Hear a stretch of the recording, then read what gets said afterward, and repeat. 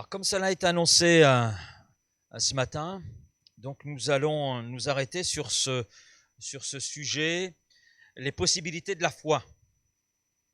Possibilités de la foi. Et on va faire une lecture dans l'Évangile selon Marc. L'Évangile selon Marc au chapitre 9, nous allons lire les versets 14 à 29.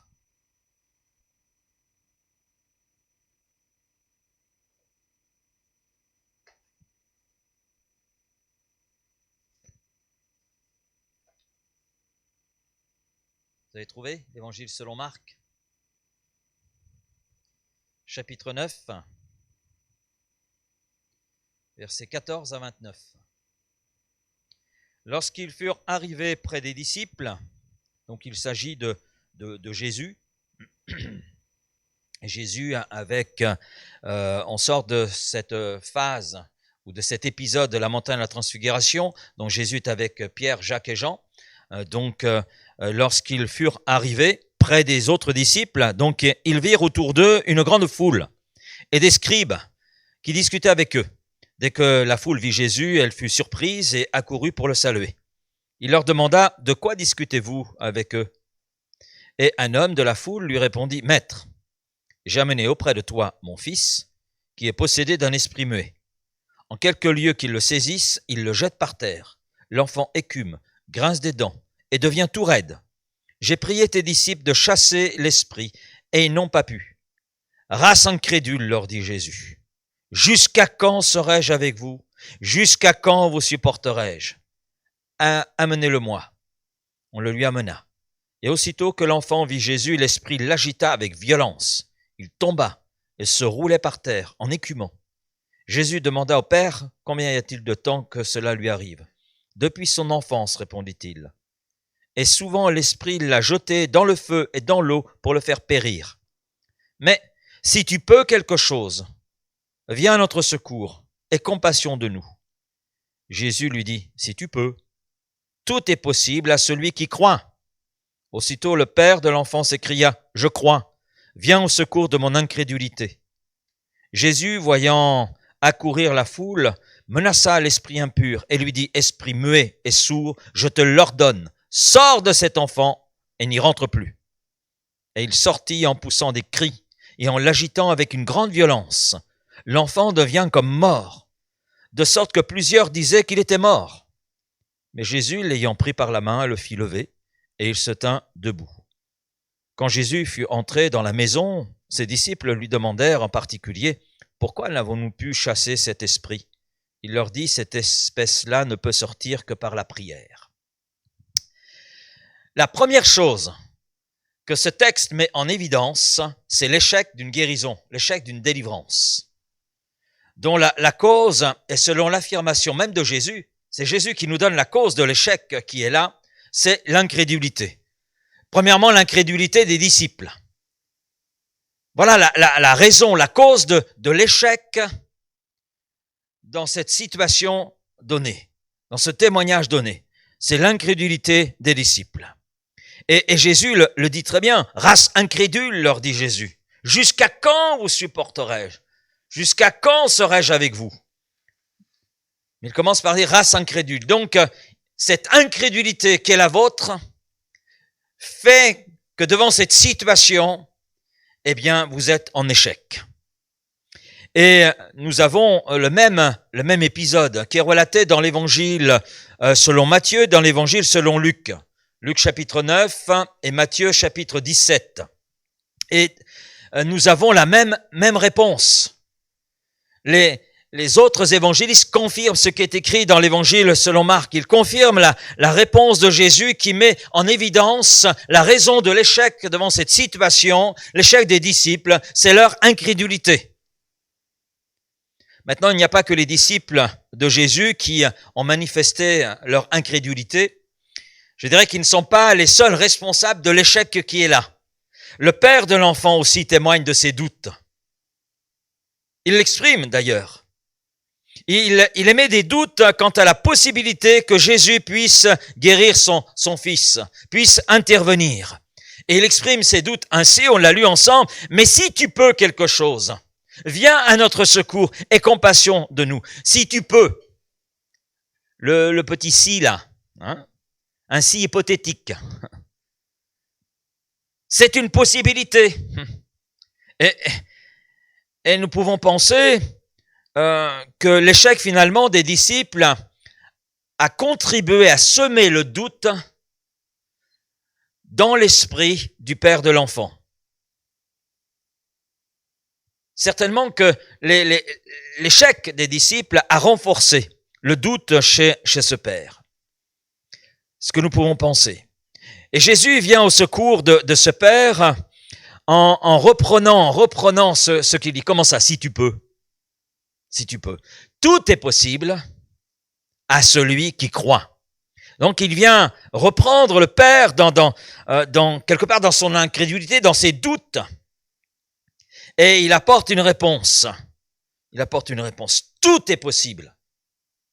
Tout est possible à celui qui croit.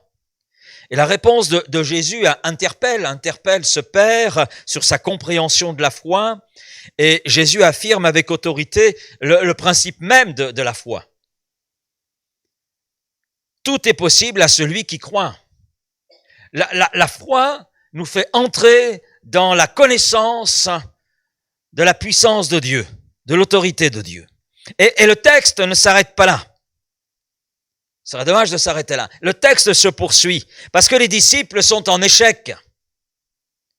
Et bien sûr, cela les frustre. Ils sont dans l'échec, dans la frustration, et c'est ce qui nous arrive quand on est dans l'échec. Il y a une frustration qui s'installe, il y a une déception qui est là, et on veut comprendre. Et les disciples sont là dans l'échec et ils veulent comprendre. Quelle est la raison qui a fait que nous connaissons cet échec et une telle frustration? Pourquoi ça a marché à d'autres occasions, mais là ça marche pas? Pourquoi? N'est-ce pas les questions qu'on se pose, non? Je crois qu'on est comme ces disciples, on a les mêmes questions. On rencontre des frustrations similaires. Parfois, on est déçu parce qu'on s'attendait à quelque chose de la part de Dieu, on ne l'a pas reçu. Donc le texte ne s'arrête pas là, les disciples sont en échec et ils entendent les paroles de Jésus. Ils entendent ce que Jésus dit à ce père et ils voient Jésus à l'œuvre. Jésus prend la situation en main, comme cela, et puis tout change. C'est vrai que quand on laisse Jésus intervenir, tout change. Amen. Quand Jésus entre quelque part ou intervient dans une situation, on peut s'attendre à un changement radical. Amen. Et c'est Jésus qui pourra dire « Je sais, Père, que tu m'exauces toujours ». Et vous vous souvenez dans quelles circonstances Jésus a pu dire cela? Il est là devant un tombeau, duquel se dégage déjà une odeur de...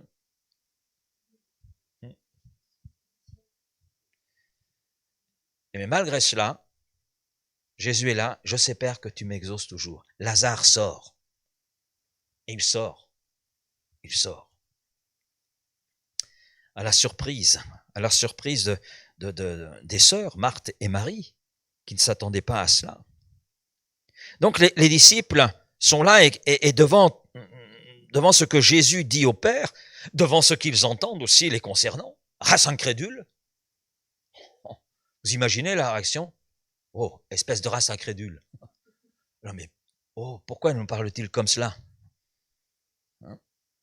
Oh, j'imagine en plus en public, parce qu'il y a la foule, et c'est bien précisé, il y a une grande foule, et en plus il y a les religieux qui sont là, les scribes, et devant tout le monde, Jésus dit à ses disciples, race incrédule.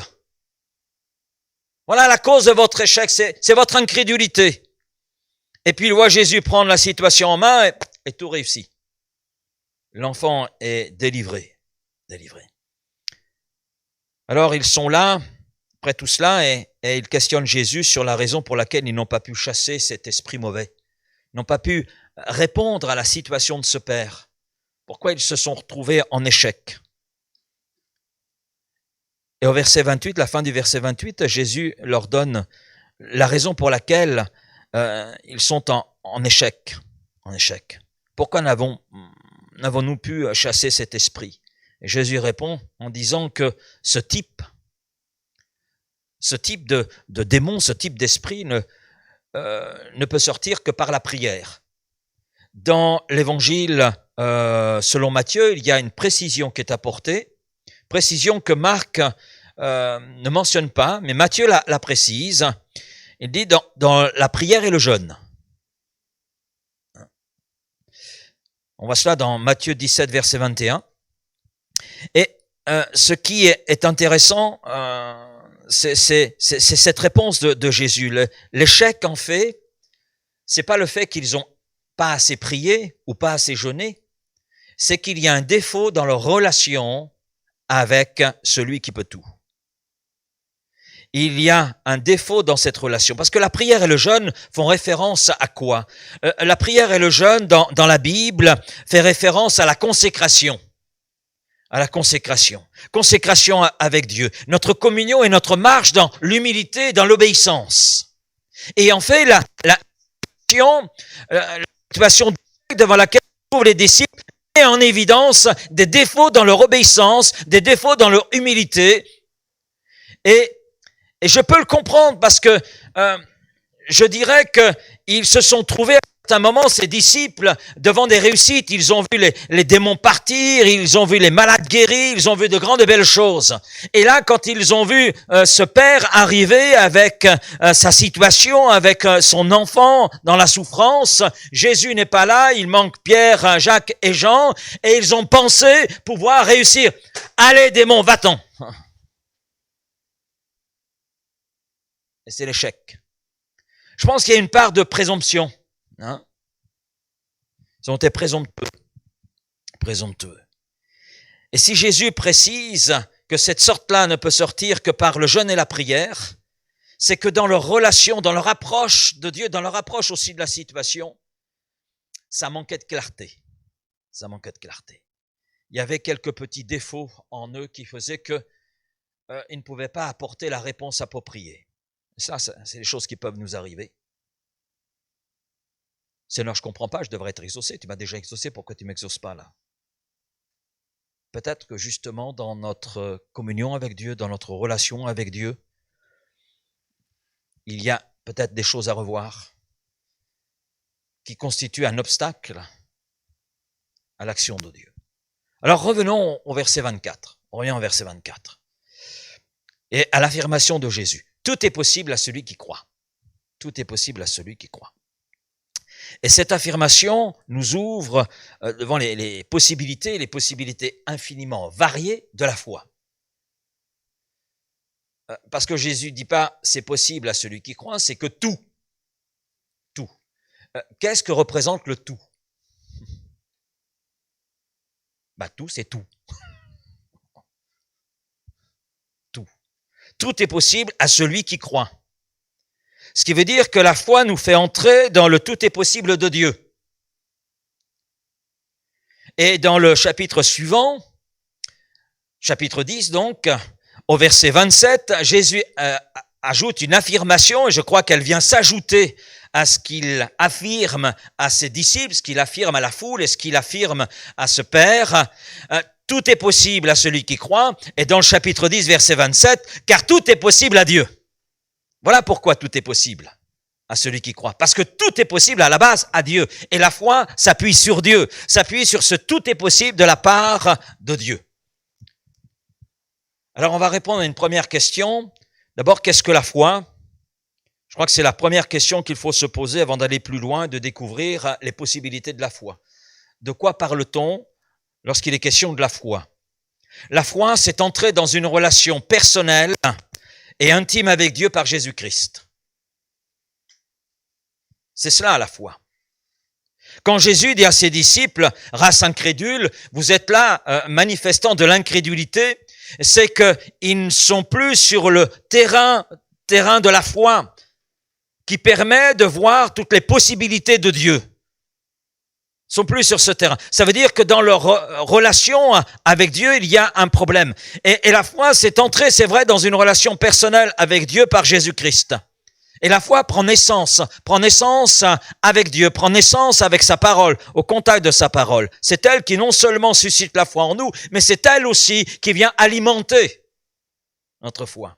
Et je ne sais pas si vous avez remarqué, mais ils ont essayé de délivrer l'enfant, mais on voit nulle part, que ce soit dans Matthieu, dans Marc ou dans Luc, où le récit est donné, à aucun moment il y a ce contact avec Dieu, à aucun moment il y a une recherche de la face de Dieu, à aucun moment, j'allais dire, il y a chose qui émane de leur bouche, montrant qu'il y a eu ce contact avec Dieu et qu'ils ont reçu le conseil de Dieu, qu'ils ont reçu ce qu'il fallait pour répondre à cette situation.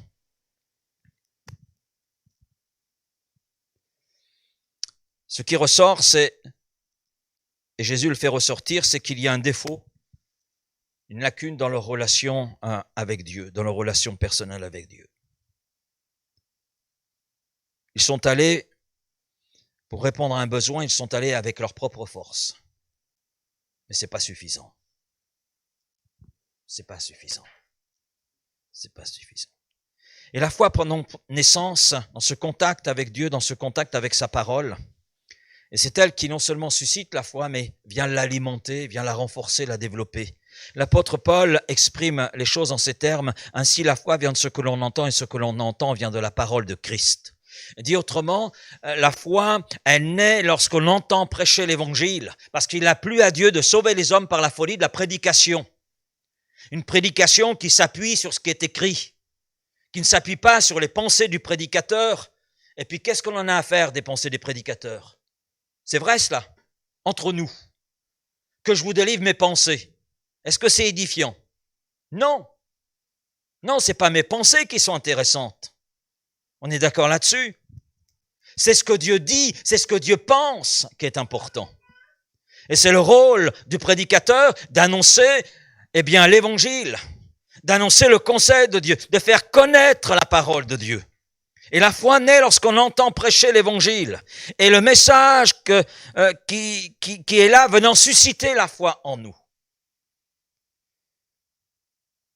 Le message qui suscite la foi, c'est celui qui, sur l'ordre du Christ, s'appuie sur sa parole et sur sa venue avec tout ce que cela comporte, à savoir la mort de Jésus. Amen. C'est le cœur de l'évangile. Le cœur de l'évangile, c'est Christ et ce que Christ a accompli à Golgotha, mais accompli aussi à travers sa résurrection. Jésus est mort. Amen. Et je dis amen parce que dans la mort de Jésus, on a la vie, on a le pardon de nos péchés. On a accès à la présence de Dieu le Père. Il est le chemin, il est la vérité, celui qui nous conduit dans la connaissance du Père. Et dans la résurrection de Jésus, nous sommes victorieux sur la mort. On a accès à la vie éternelle, mais on a accès au trône de la grâce où nous pouvons être secourus. Il n'y a pas de foi sans ce contact étroit avec la parole de Christ. On parle alors de tout ce que vous voulez, de croyance, de religion, tout ce que vous voulez, mais on ne peut pas parler de foi. La foi, c'est être en contact avec la parole de Dieu, et quand on est en contact avec la parole de Dieu, on est en contact avec son auteur, Dieu lui-même. Et cela se comprend aisément puisque la foi, c'est entrer dans le tout est possible de Dieu. Donc il est nécessaire d'entrer en relation avec lui. Et c'est à travers sa parole que Dieu se révèle et que nous pouvons entrer dans cette relation avec lui. Hébreux 11, verset 6, « Or sans la foi, il est impossible de lui être agréable. » On connaît cette première partie de verset, il y a une suite. « Car il faut que celui qui s'approche de Dieu croit que Dieu existe. Et qu'il est le rémunérateur de ceux qui le cherchent. » Donc, il faut qu'il y ait ce contact avec la parole qui nous introduit dans cette relation avec l'auteur de cette parole.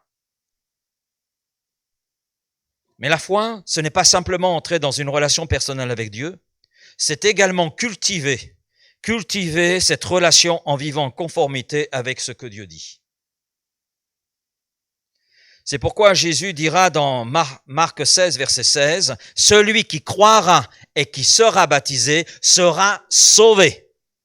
Mais celui qui ne croira pas sera condamné. » Et plus j'avance dans cette relation, plus grande est alors ma connaissance de Dieu, mais aussi plus grande est ma connaissance des possibilités auxquelles j'ai accès par la foi. Parce que plus j'avance dans la connaissance de Dieu, plus j'avance dans la compréhension de qui il est, de ce qu'il est capable de faire, et plus j'ai confiance en lui. C'est cela en fait. Et la foi au cœur de Dieu est importante. Parce que Dieu nous aime, et il nous aime, et il s'attend à ce que nous développions avec lui une relation, une communion. Le Dieu de la Bible est le Créateur, il est le Tout-Puissant, il est celui qui a donné ce qu'il avait de plus grand pour nous, mais c'est le Dieu qui s'est rendu accessible. Il a montré d'ailleurs qu'il était accessible, puisque nous ne pouvions pas l'atteindre, c'est lui qui est venu nous atteindre à travers son Fils Jésus. Ce qui veut dire que Dieu, à travers Jésus-Christ fait homme, s'est rendu accessible. C'est lui qui s'est rendu accessible. La venue sur terre de Jésus a démontré la proximité de Dieu envers sa créature, envers nous. Mais son désir aussi de nous faire entrer dans sa présence, de nous faire entrer dans son amour, dans sa grâce. Et puis la foi est au cœur de Dieu importante parce que Dieu en Jésus-Christ exprime son désir de nous bénir. Parce que Dieu en Jésus-Christ exprime son désir de nous venir en aide. Parce que si Jésus est venu sur terre, c'est pas pour lui-même. C'est pour révéler l'amour de Dieu, mais révéler le désir de Dieu de nous sortir de l'état de péché. De répondre à nos besoins les plus profonds. Les plus profonds. Mais pour cela, bien sûr, il faut avoir confiance en lui et lui donner la possibilité d'agir. Pour cela que dans le psaume 37, on trouve cette parole, verset 5, « Recommande ton sort à l'Éternel, et il agira. Mets en lui ta confiance. Mets en lui ta confiance. Remets ta situation entre les mains de Dieu. Remets ton besoin. Remets tes projets, remets ta vie, remets ton cœur entre les mains de l'Éternel. Et cela avec confiance. Et alors, il agira. Il agira. Parce qu'il a tout pouvoir et toute autorité. La deuxième question, on a vu ce qu'était la foi. Maintenant, quelles sont les possibilités de la foi? Quelles sont donc les possibilités que la foi est en mesure de nous offrir à nous qui plaçons notre confiance en Dieu? C'est ça la question. Alors, première chose, je dirais que notre salut s'acquiert par la foi. Et par la foi seule. Par la foi seule. Éphésiens chapitre 2 verset 8, l'apôtre Paul le dit, car c'est par grâce que vous êtes sauvés, c'est-à-dire c'est une faveur imméritée, on ne mérite pas le salut, c'est pure grâce, c'est l'expression même de l'amour de Dieu pour nous. Donc c'est par grâce que vous êtes sauvés, par le véhicule de la foi.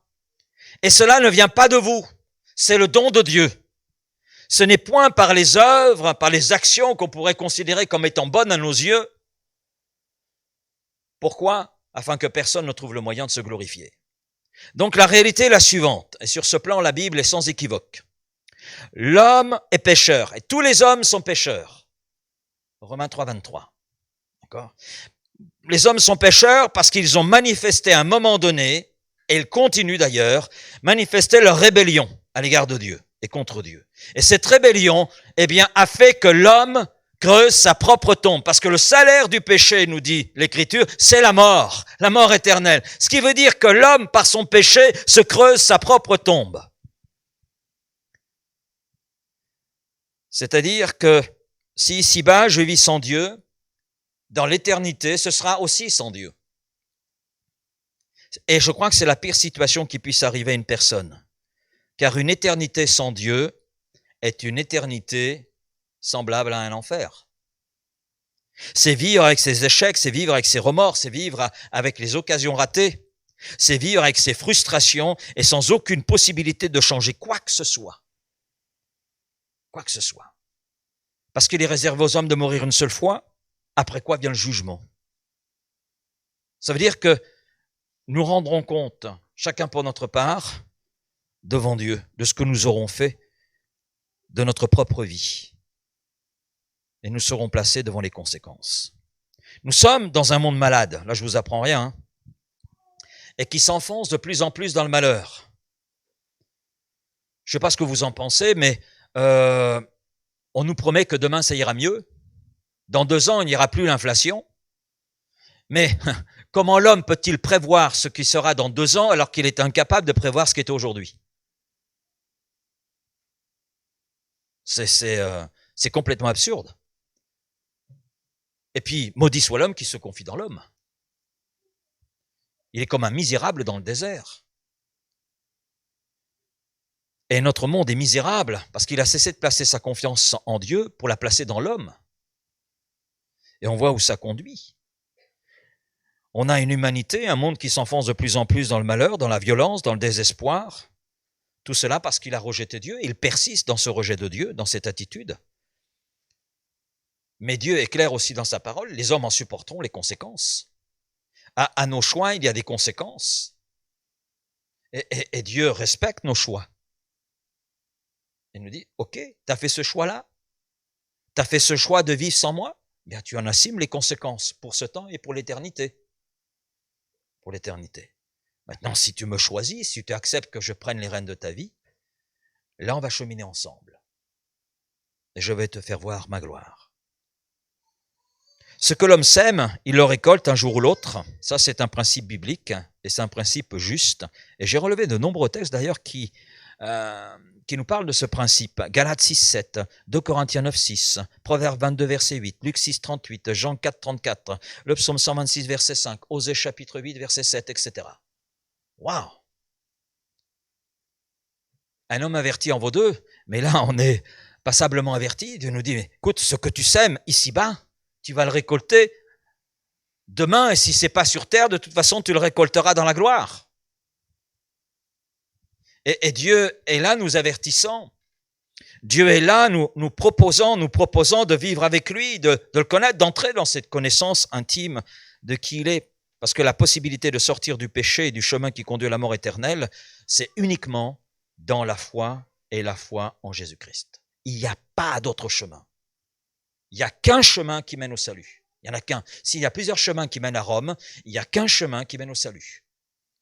C'est Jésus-Christ et cette foi que l'on place dans ce que Christ a fait pour nous.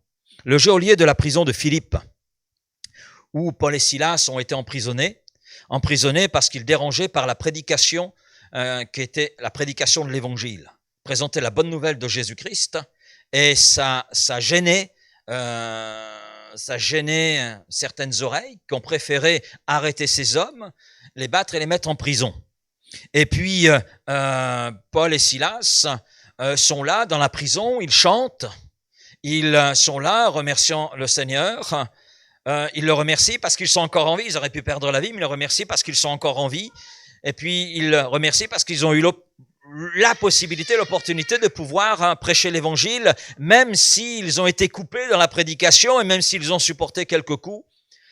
Ils sont là, sachant qu'ils ont placé leur confiance et leur foi. Et puis là, les fondements de cette prison de Philippe sont quelque peu touchés à un tel point que tout s'ouvre. Waouh! Vous imaginez la scène? Tout s'ouvre, toutes les portes de prison s'ouvrent. Elles s'ouvrent toutes seules. Toutes seules. Et bien sûr, devant cette scène, le responsable de la prison pense à une seule chose, c'est à sauter la vie, à s'enlever la vie. Et alors qu'il allait le faire, l'apôtre Paul l'arrête. Ne te fais pas de mal, stop, stop, stop. Nous sommes tous là. La première chose, lorsqu'une porte de prison s'ouvre, c'est que celui à l'intérieur pense à se sauver. Et quelquefois, même si les portes restent fermées, il va trouver un autre moyen pour pouvoir s'échapper. Et là, les portes s'ouvrent toutes seules, ils sont tous là. Waouh, des détenus modèles. Et je pense qu'ils ont entendu la prière de Paul et Silas. Et ces détenus ont compris ce qui se passait. Et là, ce geôlier, devant cette scène, pose cette question. Que faut-il que je fasse pour être sauvé? Qu'est-ce que je dois faire pour être sauvé? Et Paul lui répond, crois au Seigneur Jésus. Et tu seras sauvé.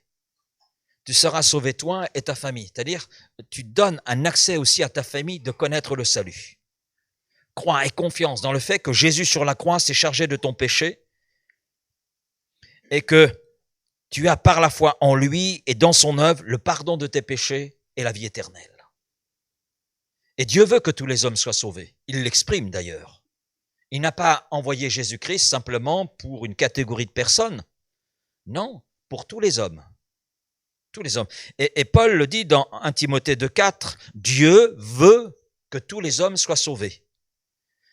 Et il suffit finalement à chacun de venir de tout son cœur à Jésus-Christ et de lui demander volontairement et avec foi le pardon de ses péchés, le salut de son âme. Que faut-il que je fasse pour être sauvé? Crois au Seigneur Jésus et tu seras sauvé, toi et ta famille.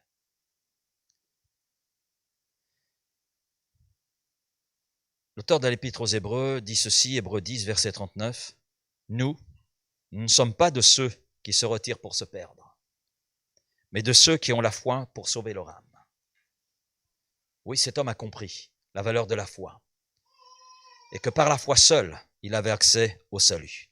En conclusion de ce premier point, je dirais que si nous n'avons pas choisi de venir au monde, je crois que personne ici cet après-midi peut dire j'ai choisi de venir au monde. En ce qui me concerne, moi, j'ai pas choisi. On m'a pas demandé mon avis, et vous? Mais nous sommes là. Hein? Donc, c'est vrai que si nous n'avons pas choisi de venir au monde, par contre, nous avons la liberté de choisir où nous voulons vivre l'éternité. Ce choix-là nous appartient. Et c'est pas quand nous serons dans l'éternité qu'il faudra faire le choix. C'est maintenant. C'est maintenant. Une autre possibilité de la foi, elle nous fait goûter la guérison.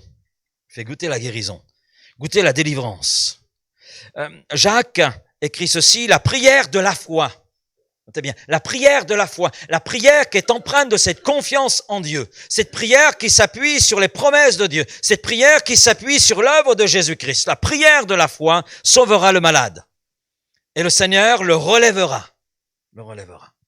Et aujourd'hui encore, par la foi, nous avons accès à cette vérité. Et c'est plus qu'une vérité, c'est une réalité.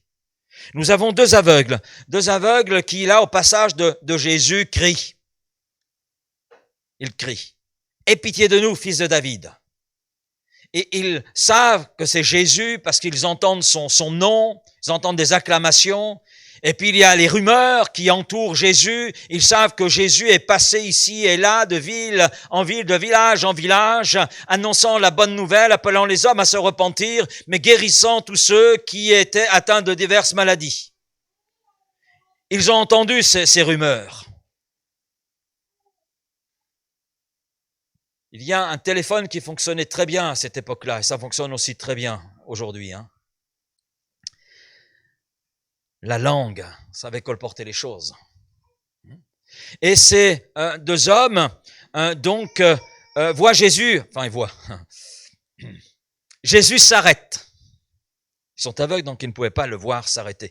Mais ils ont compris que Jésus s'arrêtait, que Jésus les interpelle en disant « Croyez-vous que je puisse faire cela ? Croyez-vous que je puisse intervenir dans votre besoin? Croyez-vous que je suis capable de vous rendre la vue ?» Et la réponse de ces deux hommes était « Oui, oui Seigneur, oui ». C'est pas la même réponse que les disciples ont présentée ou que le Père a présenté, si tu peux. Non, là c'est un oui ferme, le oui du cœur. Le oui qui a pleinement confiance. Ce que nous avons entendu de toi, Jésus, c'est vrai, nous voulons le vivre, nous voulons l'expérimenter, nous le croyons cela. Et Jésus toucha leurs yeux en disant qu'il vous soit fait selon votre foi. Qu'il vous soit fait selon votre foi. Matthieu 9, 29. Et il est dit, et leurs yeux s'ouvrirent. Ce n'est pas la foi qui guérit. Ce n'est pas la foi qui guérit, c'est Dieu. La foi est le seul moyen d'avoir accès à Dieu, qui lui opère la guérison. Et si nous voulons être touchés par Dieu, nous devons croire. On est peut-être venus, et même nous qui appartenons à Jésus-Christ, parce que c'est quand même à ses disciples que Jésus a dit « race incrédule ». Oui, c'est à ses disciples, à des gens qui le connaissaient, à des gens qui vivaient avec lui, et pourtant ils étaient encore incrédules. Et on peut être encore incrédule, bien que connaissant Christ, bien qu'ayant une relation avec lui, parce qu'on a encore besoin de découvrir toute l'étendue de qui il est, et donc l'étendue aussi de tout ce qu'il est capable de faire. Et si nous voulons être touchés par Dieu, il nous faut croire. Croire qu'il est là et croire qu'il a tout accompli. Et avoir ce oui, tel ces deux aveugles. Oui, Seigneur. Oui, Seigneur. Ils n'ont pas dit oui, monsieur, c'est oui, Seigneur. Et le mot Seigneur ici, c'est toi qui as toute autorité, toi qui as tout pouvoir. Manifeste-le là maintenant. Oui, le oui, c'est nous capitulons, nous recommandons la situation qui est la nôtre. Et on s'attend à ce que cette autorité qui est la tienne puisse là s'exprimer. Eh bien, qu'il vous soit fait selon votre foi. Et leurs yeux s'ouvrirent. Amen. La foi nous fait goûter à la guérison. Et encore aujourd'hui, Dieu est le Dieu qui guérit. Ça, je le crois. Je le crois. Et je le prêche. Et je le prêche parce que je le crois. Et je le crois parce que c'est écrit. Parce que l'un des noms de Dieu, c'est l'Éternel qui guérit. Adonai Rapha. Celui qui guérit. Il est le Dieu en qui il y a la guérison. Il est le Dieu en qui il y a la délivrance. Et le moyen d'accéder, c'est la foi. Une autre possibilité de la foi, je dirais qu'elle nous fait entrer et découvrir toutes les capacités illimitées de Dieu. Dans Hébreux 11, qui est le chapitre de la foi, nous avons une liste d'hommes et de femmes qui ont vécu à différentes époques, qui ont connu différentes circonstances, mais qui ont tous, dans leur situation de vie, dans leurs circonstances, exprimé leur foi en Dieu. Et le texte nous dit, Hébreux 11:6, que leur foi était agréable à Dieu, parce que la foi est agréable à Dieu. Or, sans la foi, il est impossible de lui être agréable. Et la suite, eh bien, on a des noms qui sont cités. On a Abraham. Et Abraham est l'homme qui a tout quitté sans savoir où il allait. Sans savoir où il allait. Dieu ne lui a même pas donné de GPS. Dieu était son GPS. Où vais-je, Seigneur? Va où je te montrerai. Et Abraham a cru. Il a fait confiance à Dieu pour le conduire et prendre soin de lui. Et dans sa foi, il a découvert un Dieu qui prend soin de ceux qui lui font confiance. Amen. D'un Dieu qui sait diriger les circonstances et même les transformer. D'un Dieu qui sait donner un héritier alors qu'il y a une impossibilité physique. Sarah ne pouvait pas enfanter. En plus, madame arrive à une centaine d'années. Bon, Abraham, c'est pas mieux. Et Dieu leur a promis un fils, un héritier. Je me mets à leur place, hein. Oh, Seigneur. Et d'ailleurs, Sarah le dit, hein. Non mais, t'as vu à quoi je ressemble, là? Je suis loin de ressembler à Naomi Campbell, hein.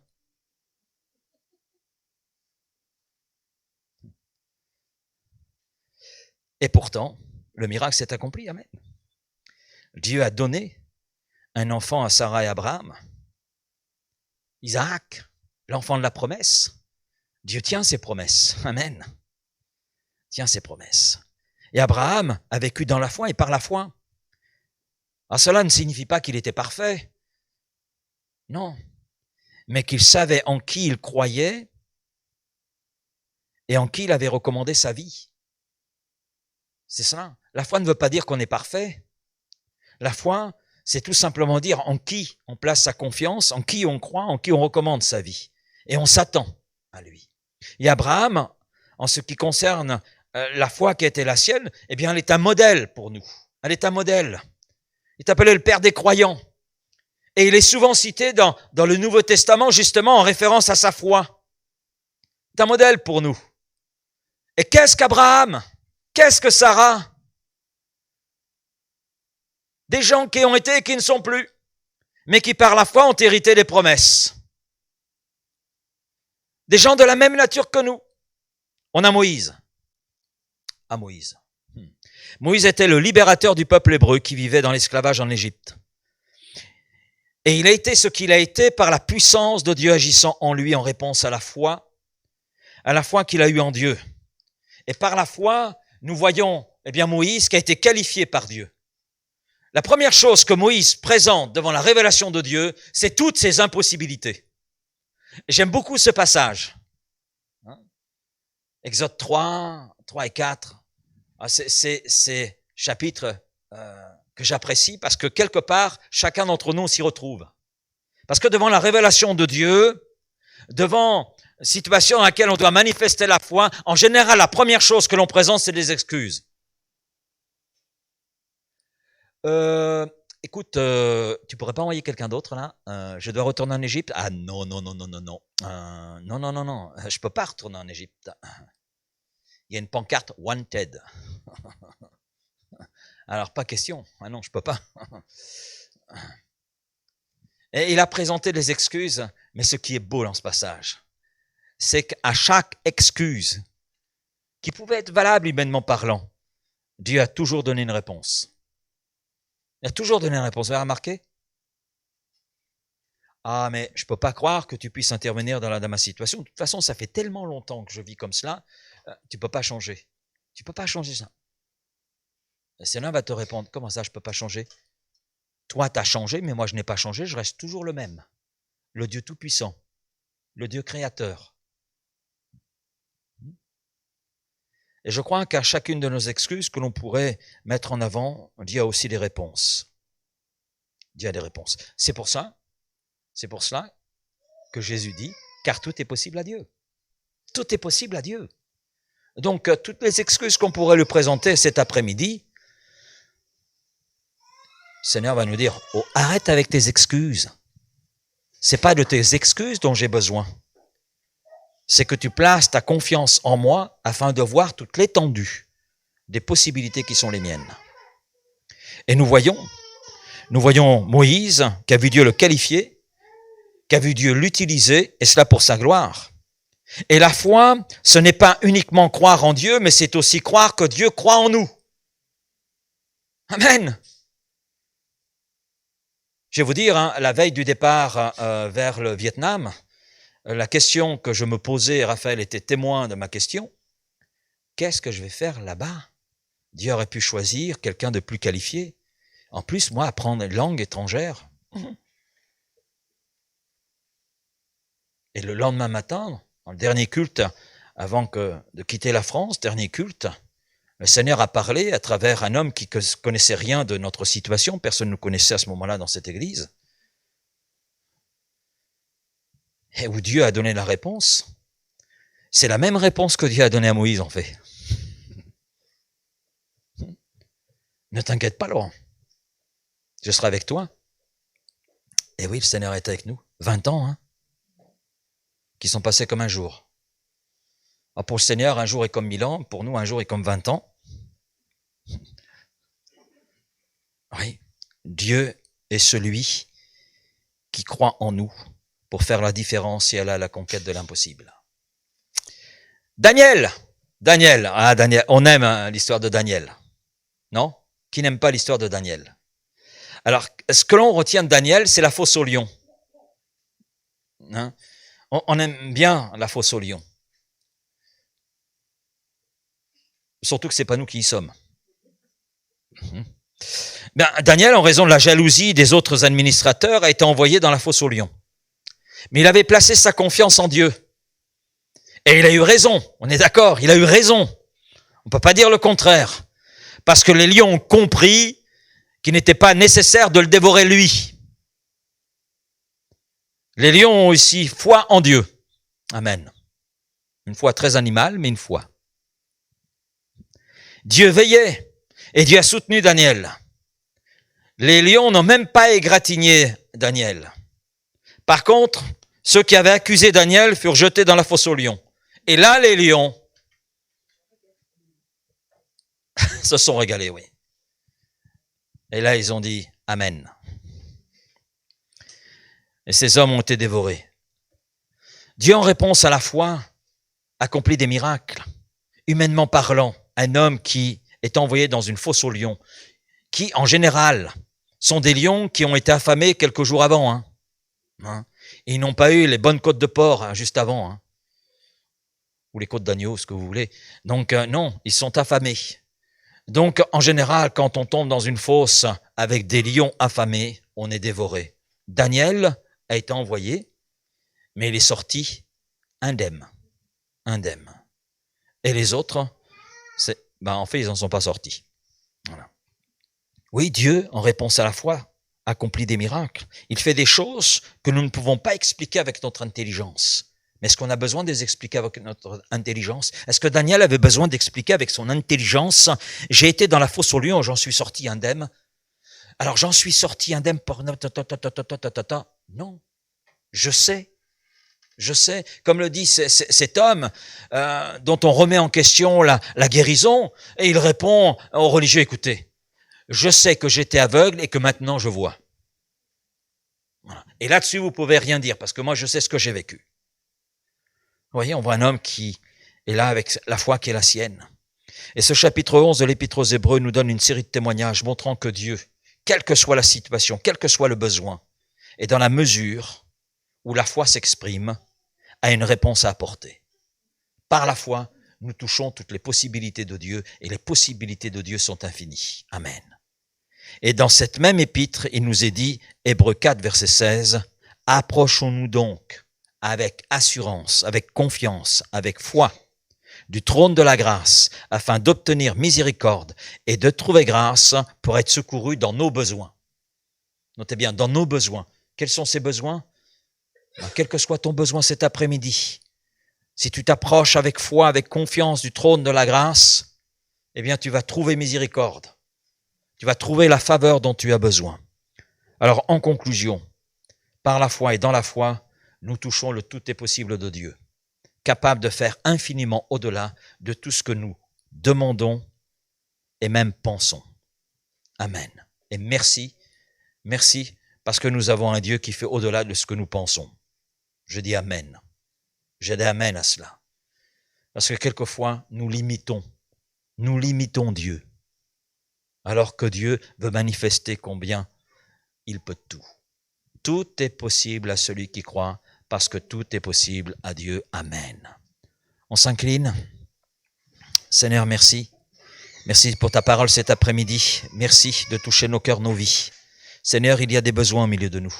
Et tu es celui qui maintenant veut la répondre à ces besoins. Et Seigneur, nous savons que tu interviens en réponse à la foi. Oui, Seigneur. Alors merci maintenant de confirmer ta parole. Et alors que nous sommes là dans le recueillement, vous qui êtes là, et peut-être ceux qui nous écoutent sur le YouTube, vous qui êtes là derrière votre écran, bien, je vais vous inviter à faire cet acte de foi. Peut-être que vous êtes atteint d'un mal, eh bien vous allez mettre votre main là où vous avez mal. Et en mettant la main là où vous avez mal, vous dites, Seigneur, ma foi, je la place en toi. Viens au secours de ma foi. Je veux toucher dans mon corps. Je veux toucher dans mon corps. Le tout est possible à celui qui croit. Je veux le toucher.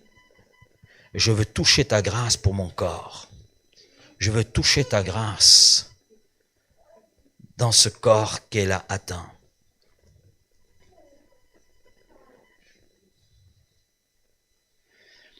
Alors peut-être que vous n'êtes pas atteint dans votre corps, mais il y a une situation devant laquelle vous êtes. Une situation devant laquelle vous n'avez pas de réponse, de solution. Eh bien là, dans votre cœur, vous exprimez cette situation. Voilà, Seigneur, cette situation. Vous la verbalisez dans votre cœur. Et vous ajoutez, Seigneur, je te recommande cette situation.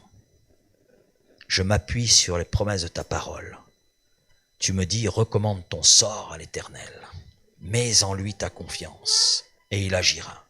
Seigneur, tu le dis, tu le fais, et je veux moi manifester ma confiance. Je te remets cette situation. Je te la remets. Je la dépose devant toi et je m'attends à ton action. Je m'attends à ce que tu agisses et prennes en main cette situation. Moi, je ne peux plus rien faire, mais toi, tu peux. Voilà, on est là dans le recueillement. Et quel que soit le besoin qui est le vôtre, puissiez-vous le présenter au Seigneur. On veut toucher cet après-midi dans et par la foi les possibilités de Dieu. Amen. Me toucher et voir la puissance de Dieu en Jésus-Christ être la manifestée. Manifestée à notre égard. Manifestée dans nos corps, manifestée dans situations. Goûtez, voyez combien Dieu est bon pour ceux qui placent en lui leur confiance, leur foi. Parce que nous ne voulons pas simplement parler de la foi, mais nous voulons la mettre en action, la foi. La mettre en action. Et nous attendre à l'œuvre de Dieu dans nos vies. Voir toute l'étendue de la grâce de Dieu, toute l'étendue de l'autorité de Dieu, toute l'étendue de la puissance de Dieu être manifestée. Et lui dire Amen et merci Seigneur. Amen. Seigneur, je te prie pour tous ceux, Seigneur, qui soient en ce lieu, que ce soit derrière l'écran, ont placé leurs mains là où ils avaient mal. Je crois, Père, que tu es celui qui intervient dans chaque besoin, quel que soit ce besoin, quel que soit le nom qu'on lui donne, quelle que soit la douleur, quelle que soit la souffrance, quel que soit le mal, Seigneur, toi tu interviens. Oui, et nous pouvons nous appuyer sur toi parce que tout est possible à Dieu. C'est ce que tu nous dis, nous le croyons et nous voulons simplement le saisir dans la confiance et dans la foi. Et je te prie pour ceux qui ont exprimé une situation, quelle que soit la teneur de cette situation. Seigneur, là où il y a la foi, là où il y a cette confiance, là où il y a ce cœur qui te remet ce qu'il a pu exprimer, s'en détache parce qu'il te le remet. Eh bien, Seigneur, tu bénis là maintenant. Tu interviens là maintenant. Et nous croyons que la situation dans les jours à venir, oui, Seigneur, va être changée, transformée. La situation difficile dans laquelle se trouvait Daniel, tu as su transformer les choses. Les lions n'ont pas bougé, les lions n'ont pas touché Daniel. Qui pouvait faire cela? Toi seul.